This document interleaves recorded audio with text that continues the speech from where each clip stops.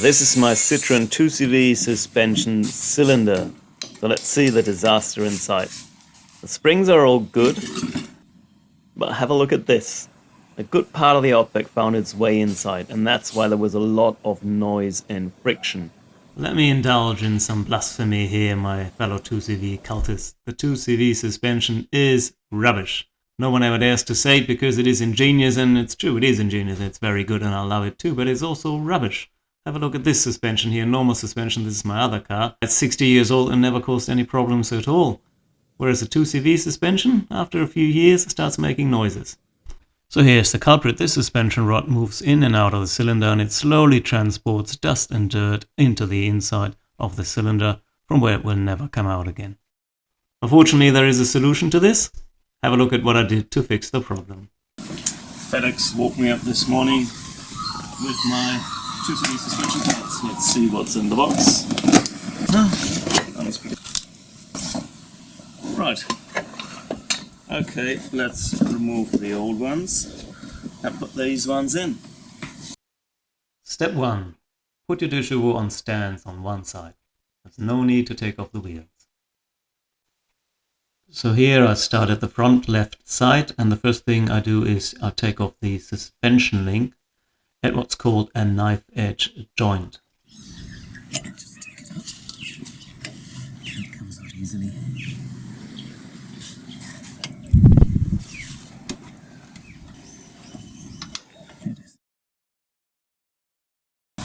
Next is removing the rear knife edge, which is here. In my case it's under tension, so first I have to loosen the suspension pull rod using a number 9 spanner. So here's how it looks like. You have the knife edge here. We want to take the joint out. It's still under tension. I've marked the position of the suspension rod here with the tape. It's always good to know where you have been. I'll use that information for the new equipment. And here you have a flat here on this rod, and that's where your number 9 spanner fits in. There is a special tool for it. I don't have it, so I'll just use this spanner here to loosen it. If you look backwards, it's counterclockwise, and that will screw this rod out, and this then will lose its tension, and then I can take the knife edge pin out here. And I didn't get enough access here to my tie rod to loosen it, so I'll have to take out the shock absorber just to give it a bit more space. And so here we are again. Left rear side, shocks are off. I've got enough clearance. I can use my number 9 spanner here to loosen the link rod. And once it's loose enough, then it's easy to take the knife edge joint out. Come out.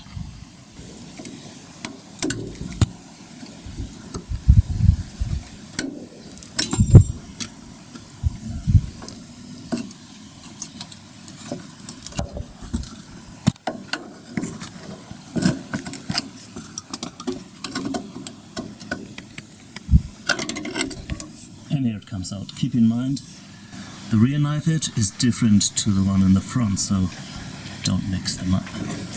So now we have this pull rod off.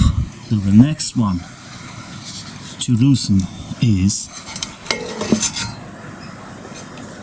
this nut here, the rear nut on the rear side.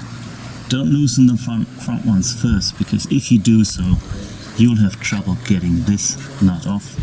Because once you loosen the front, this tube will be loose and it will spin around your nut. Here you need a 46mm spanner. I don't have one, and they're a bit expensive and difficult to get. A normal shifter is not good for the front nuts. You don't have the space, so I got this narrow shifter here from Trojan, and see how that works.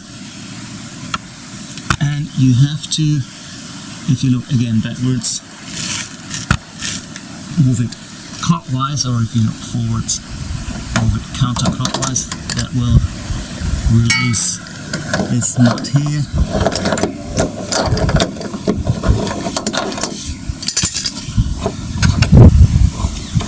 Just sticks down down the track allow us to pull this tube out of this bracket here forwards once we have removed the bolts in the front. Okay, next one is this nut in the front, and you loosen the rear nut of this threaded tube with a 46mm spanner wheel. This adjustable spanner just fits. Does it? There we go. And then loosen it. Maybe. Okay, that's okay. And we'll loosen it as much as we can. And turn it clockwise if you're looking backwards towards the back of the car.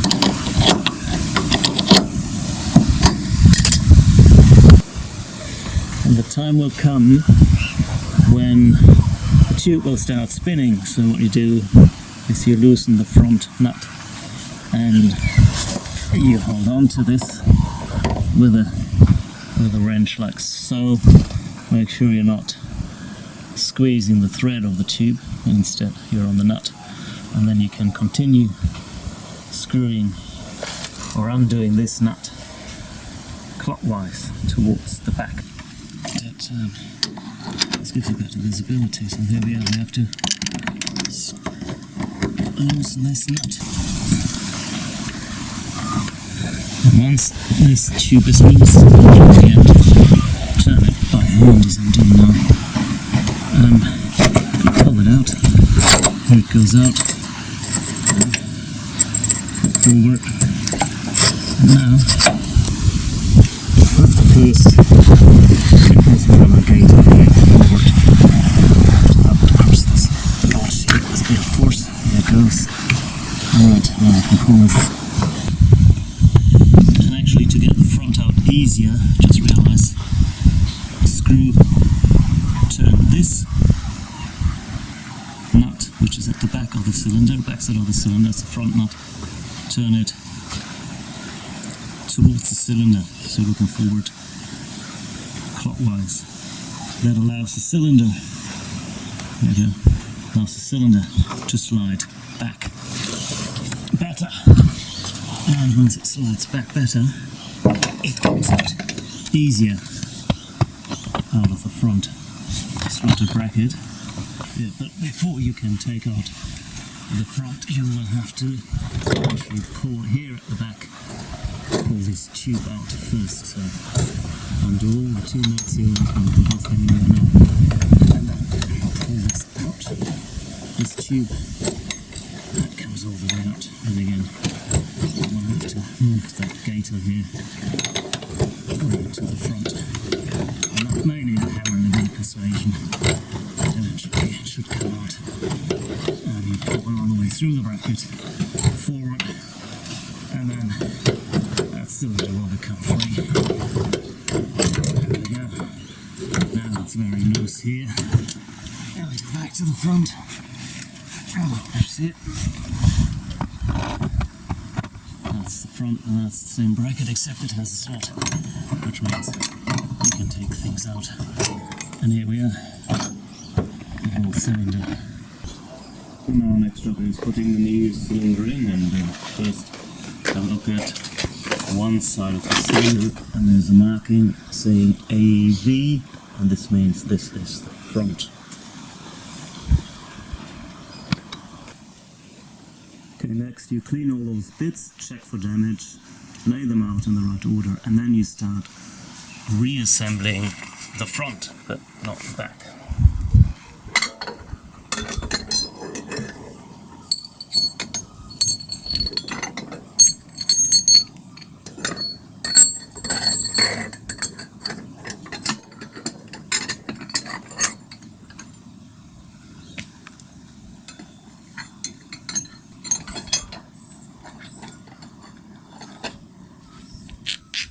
I'll need a bit of grease to get this rubber gaiter back over this rod here.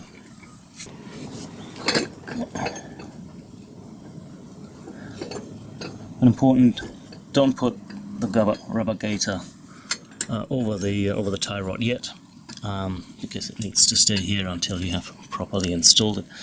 On the other end, the tie here, this you can screw on already, and Burton recommends that you put copper grease on all the threads to keep them from seizing in the future.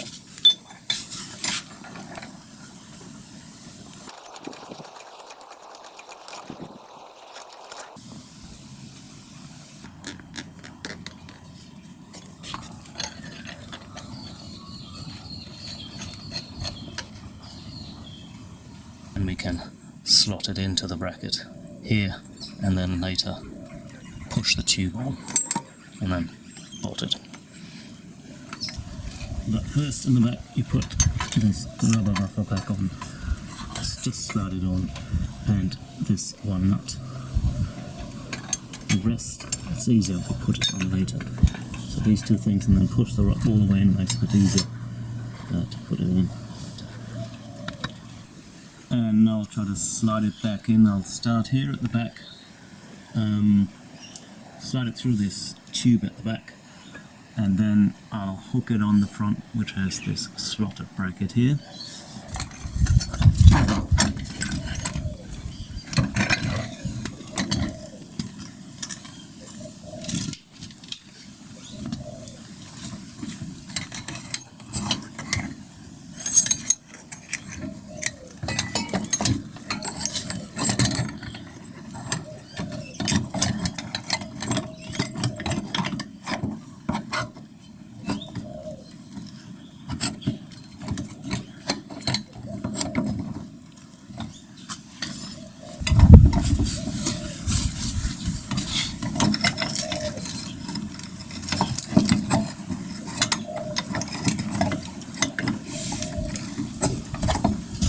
This threaded tube into the cylinder, here we go, and all the way through the bracket. And now you can start turning this on, turning the nuts to tighten it a little bit.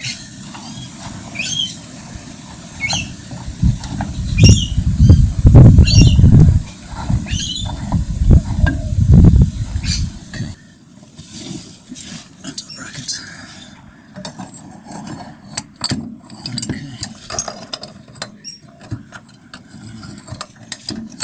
Push it all the way through the nut, which in here already, and rubber buffer, and into the cylinder.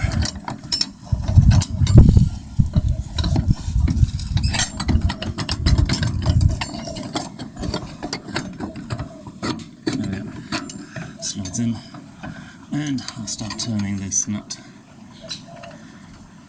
towards the back of the car. This nut later will be used to tighten the whole assembly. A few turns for now only. I'm not going to mess with all the copper grease, but copper grease is what it needs.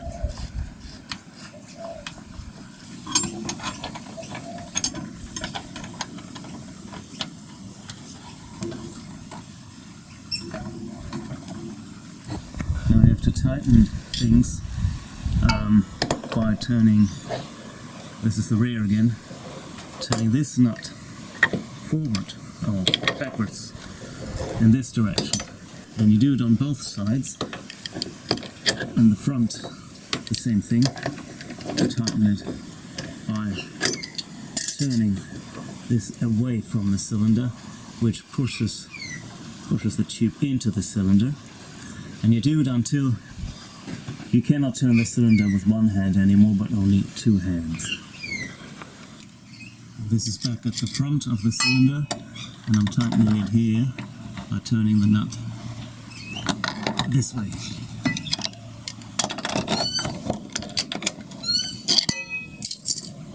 Now at the end, you tighten this other nut here to tighten the tube this time. So the cylinder is tight enough, I can't turn it with one hand anymore.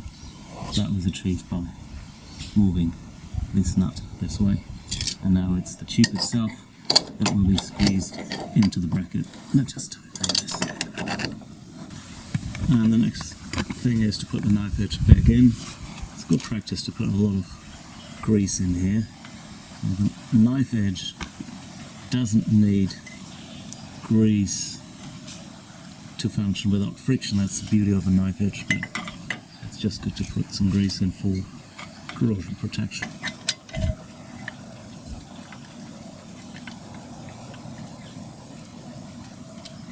And this is it, all in place. Cylinder, tube bracket,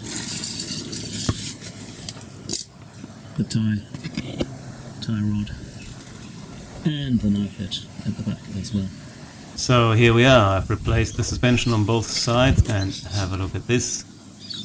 No friction and very little noise. Obviously the shock absorbers are not back in yet, that's why you have a lot of oscillation going on. But this is absolutely perfect. Now I hope it stays like this forever, and I'll have a long trip across Australia from Bundaberg to Perth and back coming up, and I don't want the dust of the outback to find its way back into my suspension, so have a look at what I've done to seal my suspension system. It's quite simple really. It's a mountain bike tube about 40 centimeters in length, and then 2 hose clamps on both sides of the suspension link, and that should create an airtight seal, so nothing can go inside the suspension cylinder anymore.